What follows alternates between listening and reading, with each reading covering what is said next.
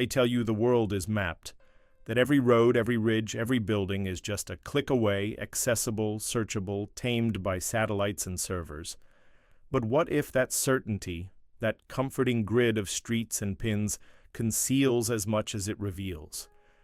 What if some places aren't missing because they're unimportant, but because they were never meant to be found at all? There are locations, buried in plain sight, where the digital eye of Google Maps blurs, not because of poor data, but because of deliberate decisions made far from public view, decisions shaped by governments, intelligence agencies, and corporate pressures. In a quiet, unannounced, we begin in a nameless desert where a runway stretches into nothingness, on open satellite. But historical imagery reveals something else. Repeated erasures, sections of runway pixelated, entire perimeter buildings softened into obscurity. Local journalists whisper of a black program, a facility used to test highly classified aircraft prototypes. Anonymized Pentagon procurement records list budget and public. It is a pattern.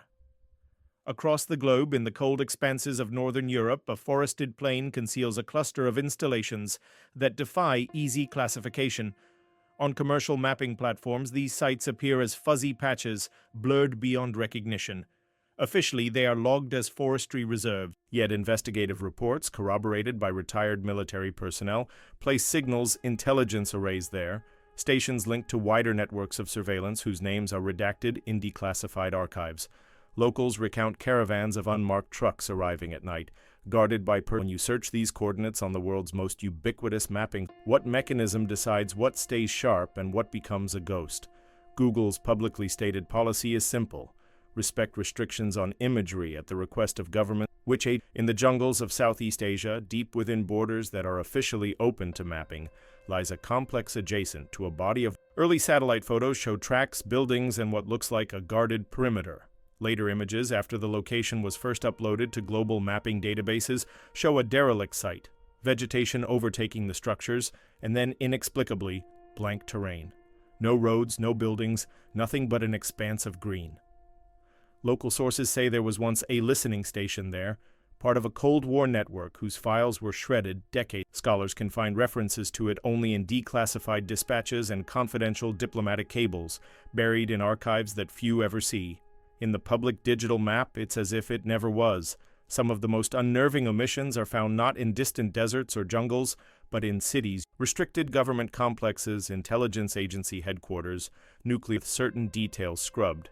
Interior courtyards uniformly gray, entire wings missing from overhead views, surrounding. It's not always total erasure. Sometimes it's a selective fog, enough to know something is there. But not all vanished places are government facilities. There are entire neighborhoods that were erased from map databases following legal disputes or pressure campaigns. In one European capital, a sprawling informal settlement, home to thousands of undocumented migrants, was removed from the map after property developers, backed by political influence, successfully petitioned for its deletion, citing data concerns and inaccuracies. Not removed from reality. In another sprawling metropolis, a historic burial ground was replaced on digital maps with a nondescript plaza, its cultural significance scrubbed, its name omitted after years of lobbying by developers. These aren't merely. They raise an unnerving question. Who controls the visible world when the world we see is just composed of tiles on a server? Consider this. In 2017, an investigative report by independent geographers found that numerous military training zones across multiple countries were either entirely absent from public satellite layers or displayed only as indistinct terrain. These omissions were not random. They overlapped with sovereign orders for security restrictions that predated Google's maps by decades. The company acknowledged compliance with these requests, but declined to release the catalog of restricted coordinates or the criteria used to evaluate them. This absence, this systematic. The global map is not a neutral window onto reality. It is a patchwork of visibility and concealment shaped by power, and for every place we can find with a quick search, there may be a dozen that only exist in fragments. Tried and failed to see them. Maybe you've tried it yourself, searched a coordinate that should show a familiar place only to find a blur, a blank, a distortion. You shrug, assume it's a technical glitch, but what if it's not? What if it's precisely there and precisely hidden? There is more beneath the surface than any map will tell you. And as you search, ask yourself, Is the map revealing the world or protecting? The idea that maps can lie is not new. Empires have always redrawn borders, erased villages, and renamed rivers to assert control. What is new is the scale. Never before has a single private platform become the default lens through which billions of people understand geography. And never before has so much power over visibility been exercised so quietly. In the Middle East, the omissions become more deliberate, more geometric. Entire military bases appear as featureless tan rectangles, their outlines softened until they resemble empty desert. Analysts comparing commercial satellite feeds have noted discrepancies measured not in meters, but in intent. Runways shortened, radar domes faded, vehicle depots replaced by sand. In some cases, the same location appears unaltered on one mapping service and deliberately obscured on another. The difference is not technological capability, it is compliance. Israel provides one of the most documented examples. For years, high-resolution restricted under the Kyle-Bingaman Amendment, a U.S. law. While the regulation has since been revised, its legacy remains embedded in global mapping databases, military perpetually behind a veil of outdated resolution. Researchers studying remains existence is acknowledged only indirectly in foreign intelligence assessments and carefully worded policy papers. On the map, it is quiet, too quiet. Move east toward Central Asia and the pattern continues. In Kazakhstan, vast tracts of land associated with Soviet-era weapons testing are rendered as empty steppe, but archived satellite imagery from the 1990s tells a different story. Bunkers, blast zones, rail spurs leading nowhere. The Semipalatinsk test site, once the epicenter of hundreds of nuclear detonations, exists in public memory and academic literature. But its scars are softened online. Where there should be craters, there is texture smoothing. Where there were once warning signs and guard posts, there is grass. In China, the absences are more surgical. Certain regions appear perfectly mapped, until you zoom. Then the geometry breaks. Roads misalign. Rivers, entire blocks repeat themselves in mirrored patterns. Cartographers call this intentional distortion, a long-standing practice designed to frustrate unauthorized navigation and reconnaissance. But on consumer platforms, the distortions take on a different meaning. They are not just defensive measures, they are signals. Quiet reminders that the map you're using is not the territory itself, but a version approved for you. One of the most striking cases involves a remote facility in western China, first identified by journalists analyzing open-source imagery. The site expanded rapidly over a 3-year period, adding walls, towers, and internal compounds. On Google Maps, the same coordinates showed a frozen snapshot, years out of date, no expansion, no perimeter. When questioned, Google cited data availability. Independent satellite firms, however, had no such gaps. The discrepancy raised uncomfortable questions about whose data feeds were being prioritized and whose requests were being honored. Then there are the places erased not for national security, but for embarrassment. In Eastern Europe, remnants of secret police infrastructure from the Cold War era still dot the landscape. Former detention centers, interrogation facilities, and surveillance hubs have been documented extensively, yet several of these locations are mislabeled or missing entirely from mainstream map services. In one documented case, a former political prison appears online as a warehouse. In another, a notorious intelligence building is marked simply as office space, its past dissolved into neutrality.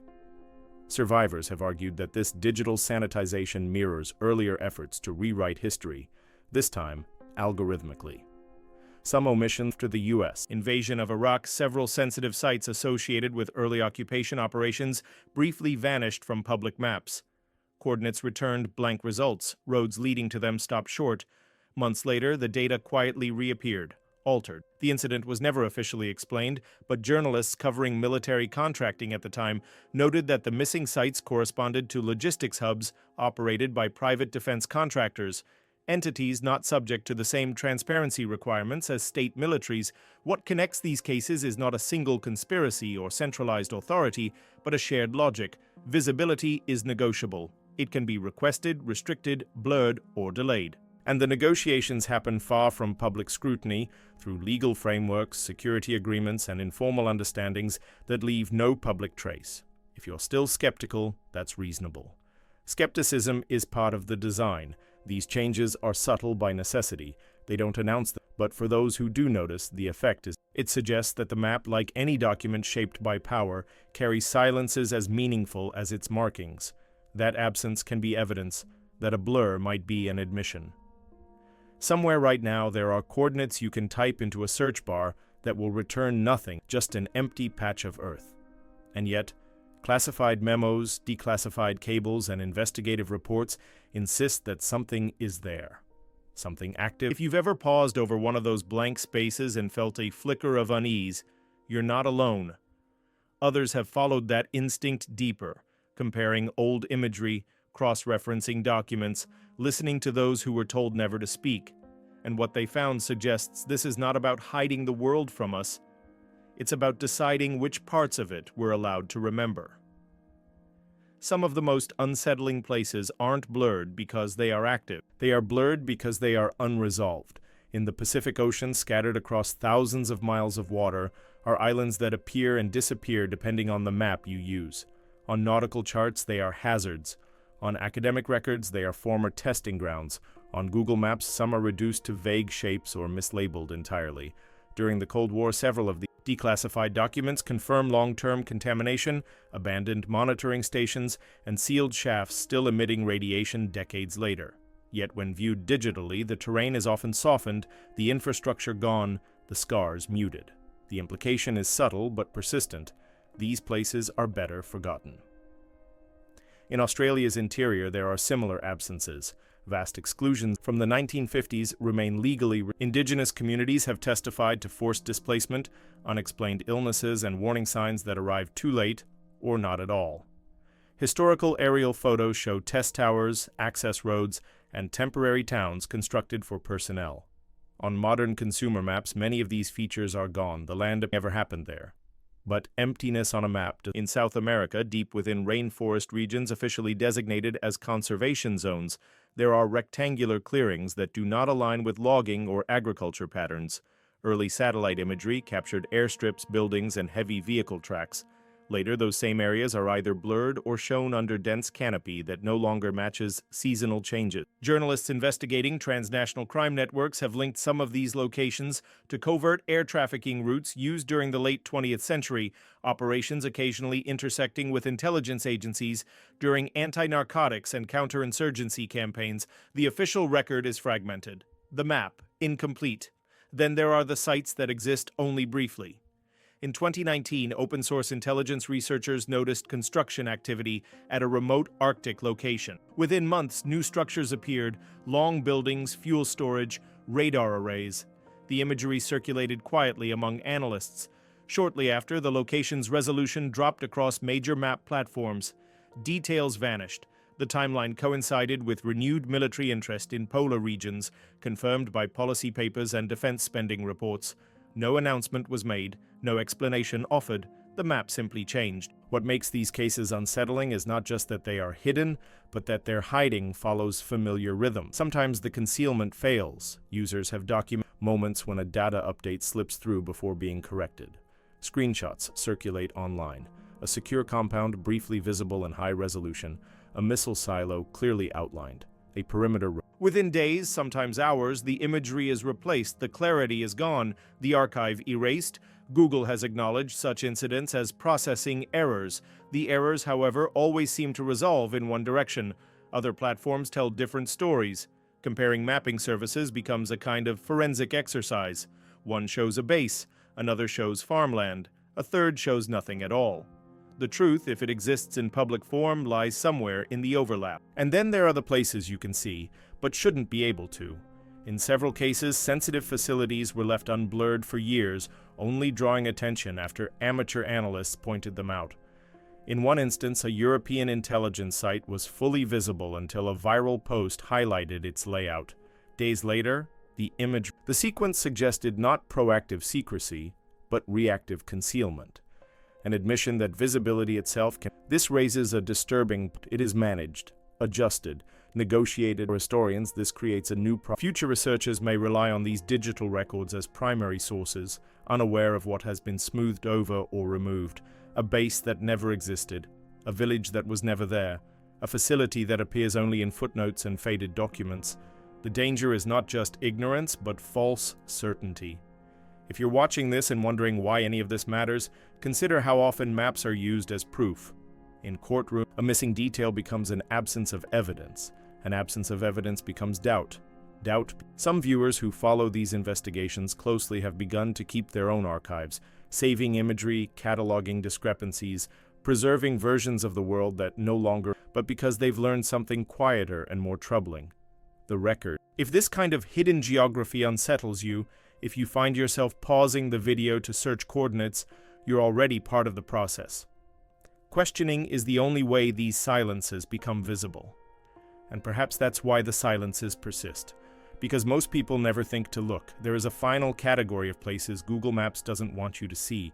Not because they are powerful. These are the places that contradict official timelines, that complicate responsibility, that refuse to stay buried. In parts of Africa, former colonial detention camps sit in locations that are oddly misrepresented online. Roads leading to them bend away, labels disappear. In some cases, the land is marked as undeveloped despite physical remnants still visible. Survivors have described returning decades later, guided by memory rather than maps, only to find the evidence remains, but the coordinates resist.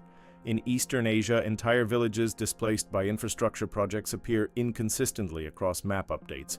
One year they are present, the next replaced by reservoirs or green space, sometimes before construction. Researchers studying forced relocations have noted that these digital erasures often precede official acknowledgement, as if the disappearance must be normalized visually before it can be accepted politically. And then there are the sites tied to ongoing legal disputes: alleged mass graves, unmarked burial grounds, zones sealed after industrial accidents. Journalists attempting to geolocate these areas often encounter conflicting data, imagery frozen in time, terrain that doesn't match eyewitness accounts, satellite layers that lag just enough to avoid confirmation. No single change is damning. Taken together, they form a pattern of delay and dilution. It would be comforting to believe this is all accidental, that the gaps are the result of bureaucracy, bandwidth, outdated satellites. Sometimes they are. The consistency of which places are obscured and when suggests something more deliberate. Not a master plan, not a single authority, but a shared understanding between institutions. Some truths are easier to manage when they are harder to see. Google, to its credit, does not deny this influence. Its policies state that it complies with local laws and government requests regarding imagery, what those requests are, who makes them, and how often. Transparency reports gesture at the scale but never the specifics. The map shows you the world. The negotiation. This leaves us. The most widely used map in human history is not just a tool of navigation, it is an editorial product. And like any edited work, it reflects choices about clarity, about omission, about what is allowed to be visible. Truth is buried, hidden behind outdated layers, softened, and maybe that is the most unsettling part. Not that places are hidden, but that we've accepted a version of the world where hiding is normal, where absent space is easier to ignore than to question. Somewhere, right now, there are coordinates that will return an image designed not to inform you, but to discourage curiosity. A blur that most people will move on, a few won't. Those few will compare. Archive. Ask why an airstrip disappears between updates, why a building and they'll discover that sit with. Ask who benefits from you not knowing, because the world hasn't been fully mapped. It's been curated, and the most important places are rarely the ones you're encouraged to see.